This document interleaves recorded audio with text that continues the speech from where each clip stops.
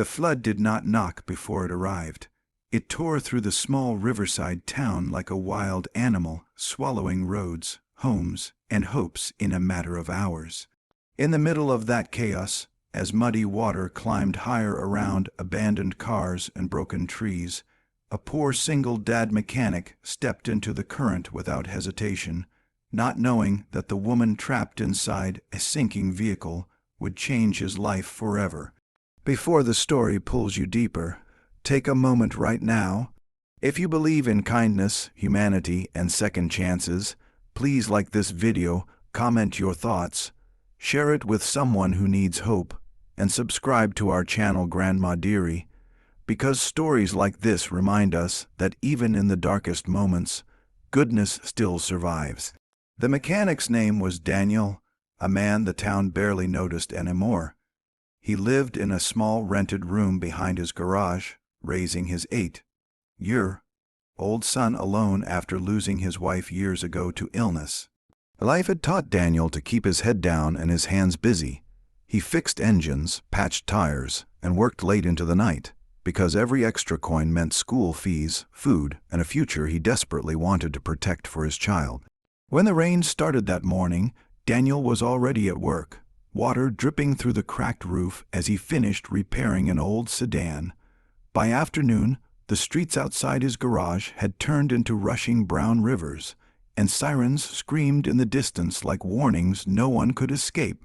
As Daniel tried to close up and head home, he noticed something that froze his heart. A car had been swept off the road and was now half submerged near a fallen tree. Inside, a woman struggled to push the door open as the water rose around her chest. People stood far away, shouting, afraid to step into the flood. Daniel did not think of his war, not clothes, his tired body, or the danger. He thought of his son and the idea that if this were his child trapped somewhere, he would pray a stranger would be brave enough to help. Without waiting for help, Daniel tied a rope around his waist and stepped into the violent water. The current fought him with everything it had.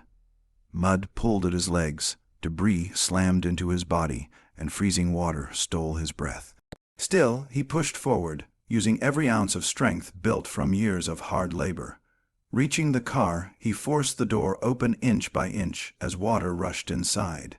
He guided the woman out, wrapping the rope around her and holding her steady while signaling to people on higher ground. Every second felt like a battle against death, but somehow they made it back. When Daniel finally collapsed onto dry ground, coughing and shaking, he noticed the metal badge hidden beneath the woman's soaked jacket. She was a police officer. The flood worsened overnight, destroying dozens of homes, including Daniel's small room behind the garage. He and his son were forced into a crowded shelter with nothing but a few dry clothes. Daniel did not tell anyone about the rescue. To him, it was simply the right thing to do. Days later, the town slowly began to recover, and life returned to its familiar struggle. Daniel reopened his damaged garage, working longer hours to recover from the losses, unaware that the woman he saved had been searching for him since that day. She was not just any officer.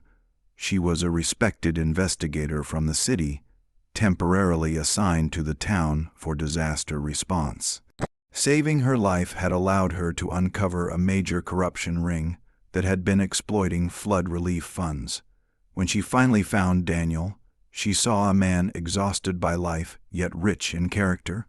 She saw how gently he spoke to his son, how he refused extra money from poor customers, and how he carried his pain quietly without complaint. What Daniel did not know was that his simple act of courage had set powerful changes in motion. Within weeks, help arrived in unexpected ways. Daniel's garage received funding to rebuild properly, not as charity, but as recognition for his honesty and service during the disaster. His son was granted a scholarship from a community program started in honor of flood heroes.